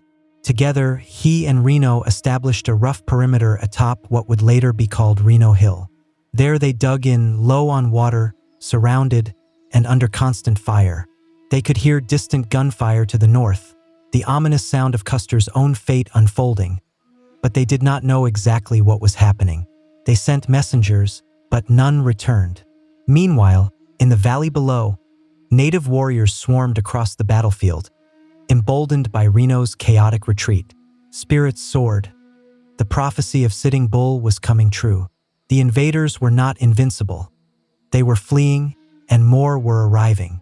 Up until now, U.S. military campaigns on the plains had been predictable. Native groups had learned to expect overwhelming force, fast strikes, and harsh retaliation. But this was different. The warriors were fighting on their own terms, mobile, determined, fueled by vision and rage. And while Reno desperately clung to life on the hilltop, unsure of what had gone wrong, Custer was continuing his advance to the north, completely unaware that the entire tactical framework he relied on had already utterly collapsed. The battle was no longer about strategy. It had become a brutal fight for survival, and Custer's time was relentlessly shortening. While Reno's forces were retreating in chaos and another officer was fortifying his position, Custer and his 210 men pressed northward, entirely unaware of the true scale of the battle unfolding behind them. Still under the illusion that the village could be attacked from multiple directions, Custer's detachment moved along high ground, hoping to strike the village's rear. But the warriors knew he was coming. By now, the alarm had fully spread throughout the massive encampment. Native American warriors, hundreds strong, surged toward Custer's column. Instead of finding panicked women and children to capture, Custer found himself facing a tidal wave of mounted fighters. His troops were stretched thin along the ridge lines and hills, desperately trying to hold defensive positions, but they were quickly surrounded. The precise sequence of the fight remains debated. There were no survivors from Custer's immediate command to tell the tale. But what is clear is that the 7th Cavalry was completely overwhelmed in a matter of hours. The native forces, led by warriors like Crazy Horse and Gall, outmaneuvered and outnumbered Custer's men. Their superior knowledge of the terrain and aggressive tactics shredded the cavalry's lines. The soldiers tried to make a final stand on what would later be called Last Stand Hill. Surrounded, out of ammunition, and with no escape, they fell. Some in small groups, some alone, some reportedly trying to shoot themselves rather than be captured. Native accounts described the battle as brutal and swift. It was not just a fight, it was a collapse. Custer was killed in the final moments, likely shot through the chest and head. He was found among a cluster of men, including his brothers. Nearly every soldier in his command was killed, over 200 men wiped out to the last. For the native warriors, it was a staggering and deeply emotional victory, but it was not celebrated with triumphalism. Some accounts describe mourning rather than cheering, an understanding that while they had won this battle, the larger war was far from over. The U.S. Army would return, and this moment of glory would inevitably be met with vengeance. Still, for one day on the rolling hills of Montana, the unstoppable machine of westward expansion had faltered, and Custer, the bold commander relentlessly chasing legacy, had found it, not in conquest, but in annihilation. When the dust finally settled on the evening of June 25th, silence returned to the hills of the Little Bighorn. Fires smoldered, ammunition belts lay scattered, and over 200 soldiers of the 7th Cavalry lay dead, including George Armstrong Custer and nearly every officer under his direct command. The battlefield was littered with broken weapons, fallen horses, and the bodies of men who had never seen it coming. But the native victory, as complete as it was, came with a grim understanding. This was not the end. It was a spark. The U.S. government, humiliated and enraged, would not forgive what they would soon call a massacre. Back east, newspapers screamed headlines of Custer's last stand, casting him as a martyr and the native warriors as bloodthirsty aggressors. The context, the treaty violations, the gold rush into sacred lands, the defensive nature of the fight was conveniently erased from the national narrative. In the days that followed, native families mourned their own losses. Though victorious, they too had suffered casualties, and they knew the American response would be swift. Some leaders, including Sitting Bull, urged the people to move quickly. They dismantled the great encampment and scattered into smaller bands across the plains, preparing for the inevitable retaliation. It was not long before U.S. troops, reinforced and rearmed, descended on the region. The defeat at Little Bighorn only hardened Washington's resolve. Policies became harsher, treaties were torn apart, and more troops arrived. The goal was no longer negotiation. It was absolute domination. Sitting Bull eventually fled north to Canada to avoid capture, while Crazy Horse continued to fight for another year before being killed under suspicious circumstances in 1877. Many bands, starving and outgunned, were forced onto reservations, their freedom shattered. The battlefield itself was discovered by relief troops 2 days later. The scene they found was grim and haunting. Many soldiers had been stripped of their uniforms and equipment, a traditional warrior custom meant to deprive enemies of dignity. Some bodies were mutilated, others left untouched, depending on tribal customs and the intensity of the fighting. But no one could deny what had happened. Custer was gone, the 7th Cavalry was decimated, and for a fleeting moment, native resistance had achieved the impossible. They had won. The Battle of Little Bighorn was more than just a military clash. It became a powerful symbol, warped and weaponized by history. For the Lakota, Cheyenne, and Arapaho, it was a rare and hard-won victory against overwhelming odds. For the U.S. government and its citizens, it was a profound humiliation that demanded swift, merciless retribution. In the American imagination, the narrative was quickly twisted. Custer was transformed from a reckless glory chaser into a tragic hero, the valiant general who made a last stand. The complexity of his decisions, the arrogance of his tactics, and the injustice of the U.S. invasion into treaty-protected lands were all swept under a wave of patriotic mythology. The press labeled the native victory a massacre, conveniently erasing the fact that it was a defensive battle on native land. But among native communities, the battle was remembered very differently. It was a moment of unity, bravery, and prophecy fulfilled. The great encampment at the Little Bighorn represented a final, shining moment of freedom before the long shadow of reservation life closed in. For many, the battle became a point of profound pride, a testament to resistance and resilience. It proved that the indigenous peoples of the plains were not passive victims but active defenders of their world. Yet the cost of that victory came swiftly. Within months, military campaigns intensified. The buffalo herds, already devastated, were deliberately targeted to destroy the native food supply. Tribes were relentlessly pursued. By 1877, Crazy Horse was dead. Sitting Bull would survive longer, but even he would eventually be killed in 1890, days before a tragic event, another sad milestone in the erasure of native sovereignty. And so, the legacy of Little Bighorn became twofold: a source of inspiration and deep mourning. It exposed the cruelty of U.S. expansion, the broken promises, and the ferocity of a people who refused to be quietly erased. Today, the battlefield stands as a national memorial. For years, it honored only Custer and his men, but more recently, memorials have been added to honor the native warriors who fought and died there, not as villains, but as heroes defending their homelands. The hills remember both sides, the wind carries both songs, and the legacy of Little Bighorn still speaks, if you are willing to listen to more than one version of history. In the grand arc of American history, the Battle of Little Bighorn stands out as one of those rare moments when the less powerful side did not just fight back, they won. For a single day in 1876, native warriors held back the tide of an empire. They did not win by sheer numbers, superior technology, or immense wealth. They won with courage, profound unity, and an unshakable will to protect their way of life. But the tragedy of Little Bighorn is that this victory did not ultimately change the long-term outcome of history. it only delayed it. In fact, it arguably accelerated the end. The stunning defeat of a military figure enraged Washington. Public opinion hardened. Sympathy for native grievances, where it had existed, was buried under waves of vengeance and nationalism. Congress significantly increased military funding, and the campaign against the Plains tribes intensified with brutal precision. Within just a few years, the nomadic life that had defined various Native American cultures for centuries was gone. The buffalo were nearly extinct, the reservations were carved up, and the land was parceled out. The very hills that had once echoed with thundering hooves and fierce war cries now stood eerily silent. And yet, Little Bighorn refused to fade. Over the decades, it has been reinterpreted, reimagined, and reclaimed.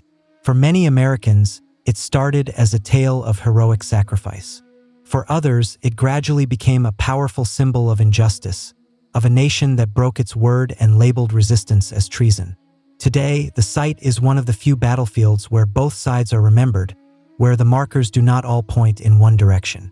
For Native peoples, the battle remains deeply symbolic, not as the beginning of defeat, but as the final, brilliant stand of a free people. A moment when everything that was being taken from them, land, freedom, dignity, was fought for with every ounce of spirit they had left. It was, and still is, a sacred memory. And for the rest of us, Little Bighorn offers a difficult but necessary lesson about power, about myth, and about the immense cost of conquest. It reminds us that history is not always told solely by the victors. Sometimes, it is buried beneath them, waiting to be unearthed. In the end, the military figure may have gotten the immediate glory, but the warriors of Little Bighorn achieved something far more lasting. The truth and the undeniable right to declare, "We were here, and we fought." The Forbidden City was not just built. It was conjured into existence with immense ambition, relentless labor, and a deep, unwavering desire for control. In 1406, an emperor of a specific dynasty ordered the construction of a new imperial palace in Beijing, aiming to move the capital from another city. But this was not going to be any ordinary palace. It would become the very heart of the Chinese Empire, a fortified city within a city, where no one entered unless explicitly summoned, and no secrets left its crimson walls unfiltered. Over the next 14 years, more than 1 million laborers, skilled craftsmen, and engineers toiled to complete this enormous undertaking. The materials alone were sourced from every corner of the vast empire. Precious wood from a distant province, colossal marble blocks laboriously hauled across frozen rivers, and millions of perfectly glazed roof tiles baked to absolute perfection. Brick by painstaking brick, an empire's pride was meticulously set in stone. When finally completed, the Forbidden City covered nearly 180 acres and housed over 900 buildings. Its layout rigorously followed strict philosophical principles. Symmetrical, orderly, hierarchical. At its core lay a specific hall, where emperors were crowned and imperial decrees resonated through the bureaucracy. But beyond the sheer grandeur, its deeper purpose was psychological. This was not merely a residence. It was a powerful statement. The emperor, it declared, does not live among you. He lives above you. And make no mistake, it was truly forbidden. The average citizen of Beijing never once stepped foot inside. Even high officials entered only by explicit imperial permission. Guards stood at every gate, and observers subtly moved in every corridor. The outer city bustled with vibrant markets and common life, but inside the red walls, time slowed, and strict ceremony rigidly ruled. It was a world locked in intricate ritual, cloaked in profound mystery, and insulated from the messy realities of daily life. But beneath its golden rooftops and crimson columns, the Forbidden City was also a simmering pressure cooker. For all its breathtaking beauty, it was built to isolate, to keep power fiercely centralized, to shield the emperor from perceived threats, both physical and political. In time, it would become a place of intricate intrigue, bitter betrayal, and hushed whispers in the shadows.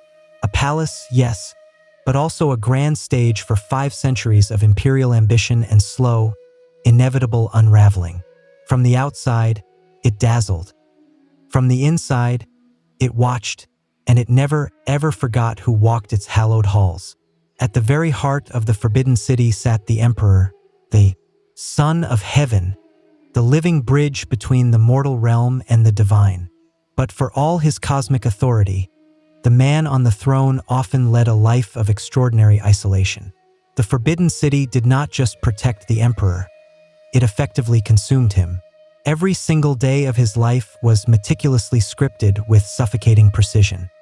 He awoke to music, was dressed by attendants, and followed a schedule so ritualized it bordered on theatrical performance. Meals were sampled for poison, and documents were read aloud by ministers kneeling before him. Even a simple stroll through the gardens required ceremonial clearance and multiple escorts. Nothing was spontaneous. Everything was meticulously watched. And while the emperor sat at the absolute top of the hierarchy, he was far from truly free. The very structure that elevated him also, paradoxically, imprisoned him. Surrounded by layers of eunuchs, ministers, consorts, and observers, the emperor rarely encountered the outside world. His information was always filtered, his interactions meticulously managed, and his ability to act independently, especially in later dynasties, was often stifled by the overwhelming machinery of court protocol. Some emperors handled this with ruthless efficiency, like certain historical figures who ruled with a firm hand and masterfully navigated the bureaucracy. Others succumbed to paranoia, decadence, or profound detachment, becoming lost in their own palace like a gilded ghost. There were emperors who spent months, even years, within the Forbidden City without ever setting foot outside its colossal walls. The world they ostensibly ruled might as well have been on the moon. Even within the palace, access to the emperor was tightly controlled. High-ranking officials could wait days for an audience. Family members had limited contact, and heaven helped the servant who crossed the wrong threshold. Protocol dictated precisely where you could stand, how you bowed, and even what you were permitted to see. In theory, the emperor could command legions with a single word. In practice, he often struggled to know whom to trust or what was truly transpiring beyond his confining walls.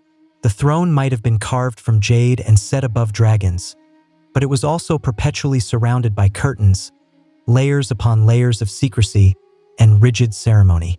The Forbidden City crowned its emperor in gold, but it also wrapped him in profound silence. Behind every throne in the Forbidden City stood an invisible army, not of generals or ministers, but of eunuchs, castrated men who served within the palace. Eunuchs began as humble servants but evolved into some of the most powerful and feared figures in imperial China. In a world where women were secluded and men were potential threats, eunuchs occupied a strange middle space. Intimate with the emperor, yet politically useful because they could never father rival dynasties. At first, their duties were simple: managing palace chores, delivering messages, caring for imperial robes. But as the emperors became increasingly secluded, especially during later dynasties, eunuchs began to fill the power vacuum. They controlled crucial access to the emperor, meticulously filtered information, and eventually took over administrative functions entirely. Some wielded more power than generals. Others had the emperor's ear in ways even his own family could not achieve. And with power came relentless ambition and rampant corruption. The history of eunuchs in the Forbidden City is a constant cycle of rise and ruin. For every loyal servant, there was a schemer manipulating imperial decisions, silencing opponents, and hoarding immense wealth. Some eunuchs effectively ran the empire from behind silk screens. His enemies mysteriously disappeared, his allies were swiftly promoted, and entire ministries lived in palpable fear of his whispers. But the influence of eunuchs was not just political. It was deeply personal. They cared for the emperor since childhood, watched him grow, and often became surrogate fathers, trusted mentors, or dangerous enablers. Their presence was constant in the emperor's chambers, his study, his court. If the emperor was lonely, it was often the eunuchs who knew and sometimes exploited that loneliness. Yet their lives were far from luxurious. Many were forcibly castrated as boys, often from poor families hoping to secure them a future inside the palace. Those who survived the brutal operation and years of menial work could, with cunning and luck, rise in rank. but they were always viewed with deep suspicion by Confucian scholars and military elites, tolerated, used, and eventually blamed when things went wrong. In a city built on ceremony and profound secrecy, the eunuchs were the silent hands that moved the pieces, not kings, not mere pawns, but something far more complicated and infinitely more dangerous. Beyond the grand halls and towering gates of the Forbidden City lay its most secretive zone, the inner court. This was the emperor's private world, a sprawling maze of palaces, tranquil gardens, and intimate sleeping chambers, hidden deep behind the imposing red walls. Here, the demanding business of state gave way to the far more personal business of dynasty. Consorts, concubines, and children. And here, politics took on a new, more intimate and often ruthless form, one where beauty, intense jealousy, and intricate bloodlines rigidly ruled the game. The inner court was formally divided into 3 main palaces for the emperor's personal use and 6 designated residences for the empress and concubines. But do not be misled by the serene names and fragrant gardens. This was emphatically not a peaceful retreat. It was a constant subtle battlefield, with dozens, sometimes hundreds, of women fiercely competing for the emperor's favor. The inner court was a world of veiled threats, whispered alliances, and calculated ambition. At the very top stood the empress, the legal wife of the emperor. She commanded rank and held ceremonial authority, but not always his genuine affection. The emperor's heart and his crucial heirs often came from the concubines, whose status could rise or fall overnight depending on a fleeting glance, a successful pregnancy, or a single damaging rumor. Some bore sons and were elevated to immense power. Others tragically faded into obscurity, their names forgotten, their futures quietly erased. Palace maids and senior eunuchs acted as intermediaries, messengers, and, frequently, as covert observers. Nothing happened without being seen. Nothing was forgotten. The women of the court had little explicit freedom, but they wielded significant influence in subtler ways, through charm, careful manipulation, and sometimes even subtle means of harm. Occasionally, a consort would gain such profound favor that she effectively ruled through the emperor.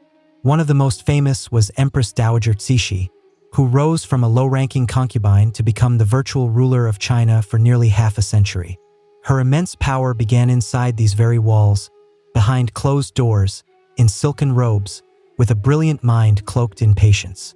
To outsiders, the inner court appeared silent and perfumed, a place of art, music, and refined elegance. But behind the latticed windows and painted screens, it was a volatile pressure chamber where status, survival, and crucial lineage relentlessly collided. In the Forbidden City, power did not only move with force and imperial robes. Sometimes, it tiptoed through moonlit corridors in embroidered slippers, smiling sweetly, waiting to make its move. Inside the Forbidden City, every gesture carried profound meaning. Every step, every bow, every offering of incense. Nothing was done casually. This was not just a palace. It was a divine machine, meticulously designed for cosmic order. And the emperor was not just a man. He was the son of heaven, the sacred bridge between the earthly realm and the celestial. That meant every movement he made had immense cosmic weight. It was not just about secular power. It was about maintaining universal order. Each morning, officials lined up at a specific gate long before sunrise, patiently waiting for the morning court audience. These sessions were brief and highly choreographed. Ministers knelt, spoke only when explicitly spoken to, and delivered their memorials with a practiced humility. Outside the palace, they were powerful men. Inside, they were mere shadows at the emperor's feet. One of the grandest rituals was the winter solstice ceremony, where the emperor offered solemn sacrifices at a specific temple to ensure harmony between heaven and earth. These rituals were not optional. They were political theater on a sacred scale. A failed ritual, unexpected subtle weather changes, or a forgotten step was interpreted as a grave sign that the mandate of heaven might be weakening. Inside the palace, rigid rituals governed every aspect of life. Weddings, funerals, births, even meals. The emperor's food was inspected by multiple officials, tasted for poison, and arranged according to strict traditions. If the emperor dared to change the menu without permission, subtle disruption could ripple through the kitchens and court alike. But perhaps the most telling ritual was silence. You did not speak to the emperor unless spoken to. You did not dare look him directly in the eye. Even his immediate family bowed, rose, and retreated backward. Distance was mandatory. Intimacy was rare. Over time, this obsession with ritual became a double-edged sword. On one hand, it meticulously preserved continuity, structure, and legitimacy across centuries. On the other, it paralyzed crucial decision-making. Ministers debated rigid protocol while the world outside changed dramatically. Foreign powers advanced, revolution stirred. But inside the Forbidden City, the officials were still arguing about the proper number of ceremonial steps for a royal procession. The very rituals that had once cemented power began to harden it.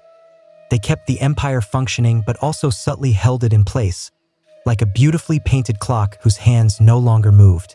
Inside those golden walls, the performance continued, flawless, precise, and increasingly irrelevant. Beneath the lacquered beams and golden tiles of the Forbidden City lay a world not visible in paintings.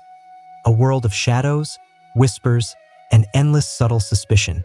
Though the formidable walls kept external enemies out, they utterly failed to contain internal ambition. And in a palace where power was highly concentrated, often inherited and frequently unstable, the greatest dangers were not armies at the gates. They were the seemingly humble servants in your own chamber. Spying was not just common, it was deeply institutionalized. Eunuchs reported to other eunuchs. Palace maids quietly shared information in coded whispers. Even concubines employed informants, bribing or subtly coercing lower servants for crucial information about their rivals. The emperor's word was law, but most of the time, he did not know which words to trust. Paranoia was routine. Letters were discreetly opened, conversations were overheard, and an offhand remark could be subtly twisted into disloyalty. False accusations flourished. Ministers might rise to glory one day and be exiled the next, based on a single whisper. Families disappeared overnight. Some chose to end their own lives rather than face trial, fully understanding the grim fate that awaited them if they resisted. The eunuchs were both active participants and zealous enforcers of this invisible war. While some were loyal and protective of the emperor, others built vast networks that rivaled secret police organizations. Under a specific dynasty, a certain eunuch-run intelligence agency was granted terrifying power: the ability to arrest, interrogate, and execute without consulting the civil government. Torture was standard. Confessions were extracted with rigor. And while court scholars and officials deeply resented the eunuch's pervasive influence, they were not above intrigue themselves. The court was a complex chessboard, and every promotion, every marriage alliance, every imperial decree was a calculated move in an endless, ruthless game. At times, even the emperor himself was a mere piece, especially if he was young, sickly, or simply uninterested in ruling. Regents and dowagers subtly guided actions, smiling in daylight and making moves by night. It was a world where success demanded profound silence, cunning, and an impeccable memory for allegiances. One misstep, even an unguarded look, could prove fatal. And yet, people continued to scheme, because in the Forbidden City, there was no higher prize than proximity to the throne, and no deeper fall than losing it. Beneath the rigid rituals and crimson walls was a city that never truly slept. It only watched and waited. The Forbidden City may have appeared eternal, its golden roofs gleaming in the sun, its red walls seemingly unshaken by the passage of time. But inside, dynasties rose and crumbled with alarming frequency. Power that appeared divine from a distance often proved to be dangerously mortal up close. And sometimes, the empire did not fall on a dramatic battlefield. It fell in a quiet corridor, behind a locked door, subtly removed from existence by those closest to the throne. A specific dynasty, which originally built the Forbidden City, ruled for nearly 3 centuries, but by the 1600s, it was staggering under the immense weight of its own bloated bureaucracy, rampant internal corruption, and widespread peasant uprisings. The palace had become a maze of ceremonial obsessions and overwhelming eunuch dominance, while famine and widespread unrest subtly brewed outside its walls. In 1644, as rebel armies closed in on Beijing, the last emperor tragically took his own life in the palace gardens. He left behind a note lamenting his failure and a palace ready for takeover. Another power from the northeast swiftly entered and established a new dynasty. Remarkably, they chose to keep the Forbidden City as their seat of power, adapting its existing traditions while subtly inserting their own. The architecture remained, but the language, dress, and rituals evolved once again. The red walls absorbed the shock of this transition and maintained the illusion of continuity. The new dynasty ruled from the Forbidden City for another 268 years, through periods of immense prosperity and devastating collapse. Later emperors, especially during the 19th century, struggled desperately to adapt to modern pressures. Relentless Western influence, internal rebellions, and crippling technological stagnation. Meanwhile, a certain Empress Dowager ruled from behind a curtain, quite literally, manipulating court politics while stubbornly refusing reforms that might have saved the empire. By the time the boy emperor ascended the throne in 1908, the Forbidden City was more a museum than a true center of power. In 1912, the dynasty fell, and with it, over 2 millennia of imperial rule. But, oddly, the last emperor was permitted to remain inside the Forbidden City for another 13 years, like a ghost wandering the ruins of his own past. The emperors were gone, but the city remained, hollowed out, majestic, and haunted by the echoes of vanished dynasties. The walls had survived, but the thrones within them had not. After the dynasty fell in 1912, the Forbidden City theoretically should have gone silent. But instead, it entered one of the strangest chapters in its 5-century history. The monarchy was gone. China was now a republic. And yet, inside the crimson walls, a child emperor remained. He, at age 6, still dressed in traditional robes, still bowing to empty rituals, and still ostensibly ruling over absolutely nothing.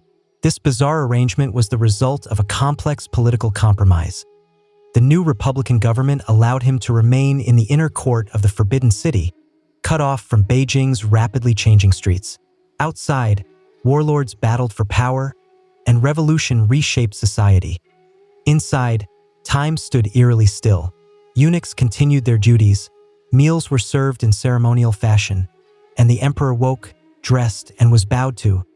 A monarch without a monarchy, a boy living inside a dream already shattered. But he was not unaware. As he matured, he began to quietly question the world around him. He read newspapers secretly brought into the palace. He observed aircraft flying overhead. Modernity subtly hummed incessantly outside his gates, while he lived trapped in a museum of fading grandeur. And he knew, even if no one dared say it aloud, that the empire was truly gone. His profound isolation bred subtle resentment, curiosity, and eventually a quiet defiance. In 1923, a massive fire erupted in the palace, a suspicious blaze that destroyed precious treasures.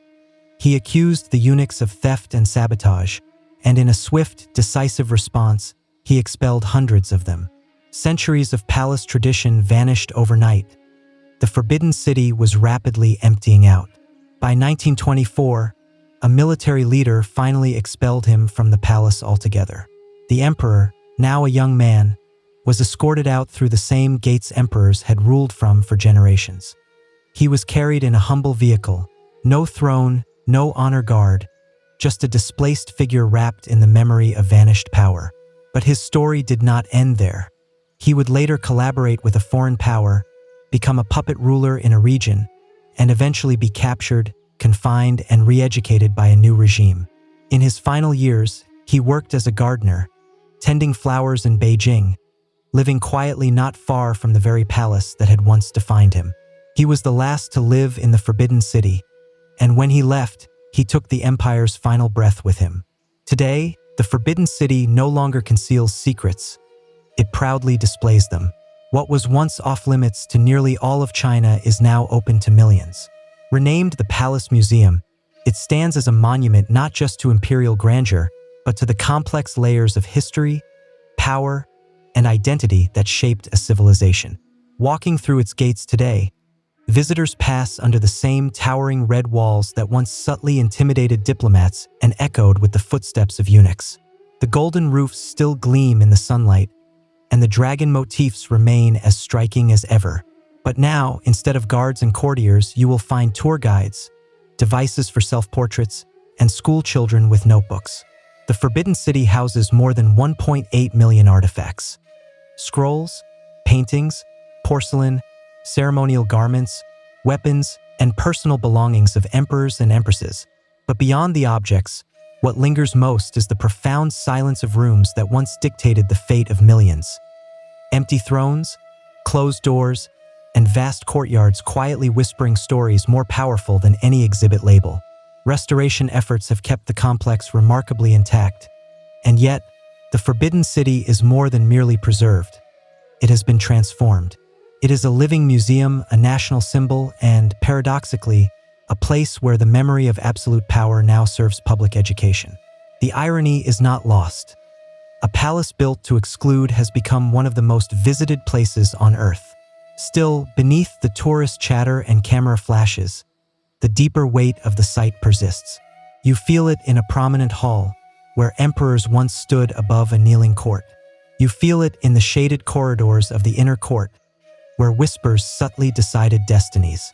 And you feel it in the tranquil gardens where lonely rulers once wandered among rock sculptures, longing for a world they could barely touch. In many ways, the Forbidden City is China's mirror, a reflection of grandeur, control, vulnerability, and enduring resilience. It is not just a relic of the past. It is a vital framework for understanding how history shapes the present. From isolation to revolution to public memory, it has witnessed every chapter, and it continues to watch no longer as a seat of power, but as a silent witness to everything that followed after the empire's last breath. Diogenes, of course, did not leave behind written accounts, grand stone carvings, or temples in his honor. He would not have wished for them. In fact, if someone had attempted to construct a tribute to him, he probably would have subtly expressed his disapproval. His profound legacy lives not in what he created, but in what he relentlessly dismantled: illusions, pretenses, and inflated egos. As for his passing, like everything else about Diogenes, it is shrouded in stories that are somewhere between poignant, absurd, and profoundly fitting. Some suggest he passed from holding his breath, out of sheer subtle boredom with life. Others claim he succumbed to an infected animal bite, an irony not lost on anyone familiar with his famous nickname. And then there is the version where he simply lay down, said nothing, and did not rise again. No grand final words, no dramatic conclusion, just the world's most vocal cynic quietly slipping away, as if even life's end failed to impress him. When asked how he wished to be laid to rest, Diogenes reportedly replied, "Place me outside the city wall and let the animals have me." Subtly shocked, someone inquired if he was concerned about animals disturbing his form. Diogenes coolly answered, "Not if you give me a stick to gently guide them away. But you will not be able to use it," the man pointed out. "Then why should I care what happens to me when I am no longer living?" Diogenes retorted. Diogenes, 1. Mortality 0. In the centuries after his passing, Diogenes' radical teachings did not disappear. They spread like a gentle flame among those who were weary of subtle inconsistencies. His unique approach to observation inspired an entire school of thought, profoundly influencing later philosophers who borrowed his core idea of self-sufficiency and virtue untainted by wealth or renown. Even today, in an age subtly focused on presentations, social connections, and fleeting prosperity, Diogenes still feels oddly relevant. He serves as a powerful reminder that true freedom is not found in accumulating more. It is discovered in needing less. That dignity does not come from prestigious titles, but from living in absolute alignment with your values, even if those values include expressing oneself to grand structures and residing in a large container. He may have passed away without possessions, without a home, and without footwear, but Diogenes left behind something far more durable than precious metals. The subtle, uncomfortable truth, the kind that gently embeds itself in your mind like a sliver and dares you to quietly reflect on yourself, or at the very least, question why you are not carrying a light source. You might assume a man who expressed himself to citizens, slept in a vessel, and publicly challenged a prominent philosopher would be relegated to a forgotten footnote in history. And yet, Diogenes has become a powerful symbol, not of madness, but of radical honesty in a world often built on subtle illusion. The fact that we still discuss him over 2,000 years later says something profound. It says that deep down, people are still quietly seeking truth, even if it carries the subtle aroma of root vegetables and resides in a container. Diogenes matters today because his life was a fundamental provocation. He dared to ask, what happens when you stop participating in the subtle game? What if you stop relentlessly pursuing wealth, fleeting renown, even basic comfort, and simply live with only what you truly need? Strip away all the performance, the polite untruths, the carefully crafted identities. What remains? According to Diogenes, what remains is real freedom. In a society built on appearance, whether ancient or modern, his rejection of appearances resonates more strongly than ever. He did not just question authority or wealth, he questioned the very need for them. That is why so many thinkers, from ancient philosophers to modern artists, have drawn inspiration from him. He is the original minimalist, the spiritual ancestor of every "I chose a simpler life" narrative you encounter online. Even Diogenes' subtle directness has a purpose. He used gentle shock not to merely offend, but to expose. He wanted people to feel the discomfort, because that is precisely where genuine reflection begins. If you are more subtly disturbed by someone engaging in natural acts in public than you are by pervasive inconsistencies in governance or rampant desire in spiritual practices, then Diogenes would argue your priorities are fundamentally inverted. And while his methods were undeniably unconventional, the core message is timeless. Virtue is not something one acquires, markets, or publicly displays. It is how you live when no one is observing, or, in Diogenes' case, when literally everyone is observing and you simply do not care. He reminds us that wisdom does not always wear flowing garments. Sometimes it quietly expresses itself from a vessel, offers a subtle chuckle in your direction, and stubbornly refuses to move out of your sunlight. In a world overflowing with sounds, pervasive marketing, and sheer subtle nonsense, Diogenes invites us to be something refreshingly different. Honest, unfiltered, and just a little bit like a loyal companion. And maybe, just maybe, that is what makes him the wisest, unique individual who ever lived. By the early 1870s, the northern plains were subtly simmering with palpable tension. A slow, persistent accumulation of broken promises, subtle land acquisition, and devastating cultural encounters. At the very heart of it was a specific region, profoundly sacred to a Native American tribe, who reverently called it Paha Sapa. The U.S. government had formally recognized this territory as belonging to the tribe in a treaty from 1860.